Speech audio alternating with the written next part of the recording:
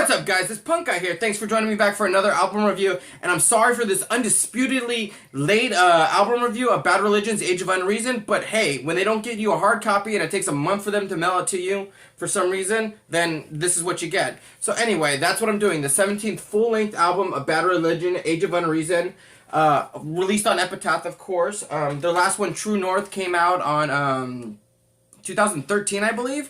6 years ago. So this is their first one since then, and let's get right into it. So first off, I want to talk about the prolific drummer Brooks Wackerman, which is dearly, dearly missed on this album. And to me, he ushered in the new age of Bad Religion during the Process of Belief, the early 2000 eras that really defined that band as not so much just a punk band, but on a mainstream level. Just really upping the level of intensity on that band. Also, Greg Hetson, longtime guitarist, bald jumpy guy, amazing guitars. He will be missed on this album. They have been replaced, and it's a little bit noticeable for sure. Asking me what's different about this album, and sonically, it's kind of the same tropes that you expect from Bad Religion. Of course, the lyrics are what really make Bad Religion albums stand out. But this album starts off really bold, really strong, really fast, and you really love that aggressiveness that you're supposed to get from a Bad Religion album now. And it kind of dwindles out. It really does lose momentum, sad to say, but it kind of harkens back to those old, what I like to call the dark ages of Bad Religion, which were the Atlantic records.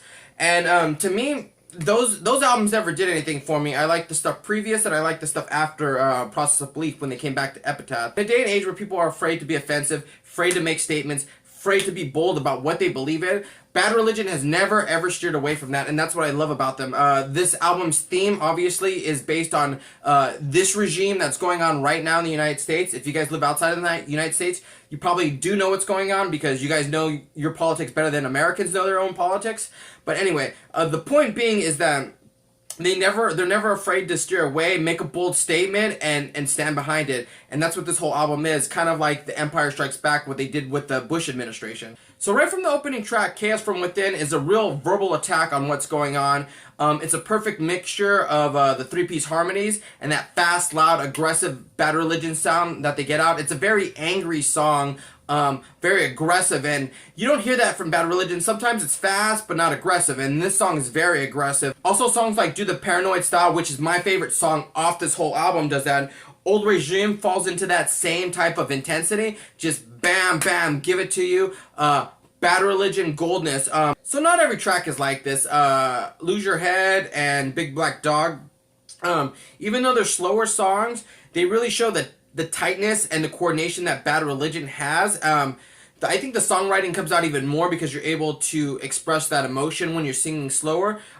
These songs definitely remind me of like the Recipe for Hate era when they slowed it down. They would play a couple fast ones and then slowed it down, and just really big, bold songs, asthmatic songs that you can really get behind the charge. Big Black Dog, like I said, great track. All the highs in this album, and really there are a lot of highs, there are also kind of a lot of lows. The song Downfall is a track I just dismiss. I just do not like that album. It's really kind of boring. I don't like the melody in it. So Candidate and Faces of Grief are also tracks that are kind of just homogenous. They fall into a lot of the same tropes that you expect a Bad Religion song to have, almost in kind of filler. Now, one of the big criticisms I have heard since this album has already been out for about a month now is that people say it's a very negative album. They're like, why does Bad Religion have to kind of shit on everything? And, you know, they talk a lot of shit, but they don't give any resolution. Well, to me, I don't believe that, because I think the perfect track that they close out with is What Tomorrow Brings. And that is a kind of a great way to bookend this whole album. You know, it does start off, and, you know, they do point out the errors that are going on in this world, but at the very end, they say, in the age of unreason, it's all going to end. It's what tomorrow will bring. And I think that is a great, positive way to look at what's going on. You know, saying, like, if we all get together, we all do the right thing, we can fix this country. Like, sometimes you hear albums and you're just like, damn, that was a bummer. At least this album gives you hope at the end. A really great track to end this album with. So in conclusion, by no means is this a horrible Bad Religion album at all. The problem with it is this being the 17th album by Bad Religion and having such a huge discography and such classic songs and classic albums, it's really hard to top what they've already done, to be honest. It relies on a lot of the things they do. Even with the newer band members, they don't really bring anything new to it. They kind of bring a lot of the same old stuff. And that's probably because Greg and insert name wrote most of these songs, so they are pretty much what Bad Religion is now. This gets a 3 out of 5 stars for me. Like I said, no knock on Bad Religion. Still a good album, still strong album. Not their best album, but like I said, it's kind of hard to compare that to all the amazing albums that they've already had, and them being a classic, legendary punk rock band. I will say, though, that I do find the stronger songs on this album to be stronger than the strongest songs on True North, but I think as a whole, True North, their last album, was a better album. So on the whole, I'm still happy that Bad Religion is making new albums. I never really want them to stop making albums. You know, Greg's voice is like a fine wine, just gets better and better with age, and sounds amazing live. You know, other singers like Fat Mike doesn't really sound so great now in today's modern times, but Greg, his voice is just as strong as ever. Just an amazing voice.